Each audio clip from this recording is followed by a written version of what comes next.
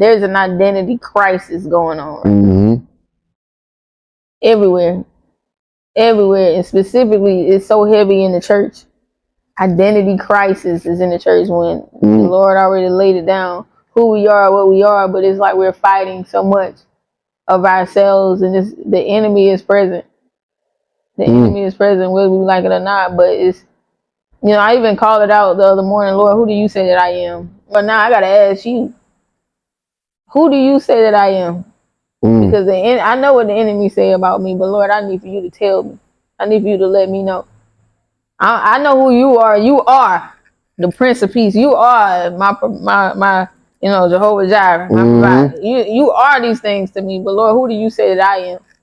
Correct. Because right now we going through identity crisis. Right now, your children are just we just don't know, and the ones who is not as spiritually strong don't know. So how do we rehabilitate? How do we get back to that? And that's why I feel like we are here to be aware.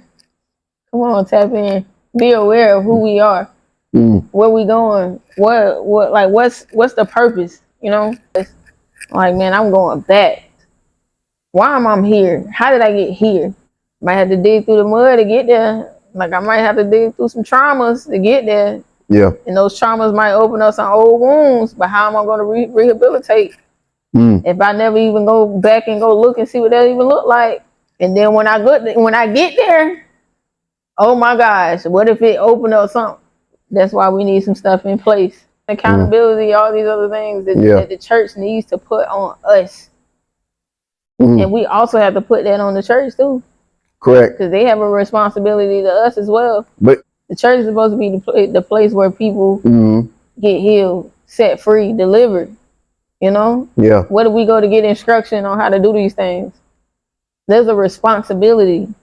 So I just feel like, we gotta hold them accountable as well as them holding us accountable. Because they're gonna point out our sins and do whatever. But it's like, how do you love me past that? Like, get it right. Like, for real, because I thought about it, there's domestic violence going on in the church. Correct. There's molestation going on in the church. Correct. Not just for the person who's being molested, but what about the molester? What about the person who's doing the beating? So what do we do with them? We got to think about that. And when we say the greatest command is to love, how do we love them?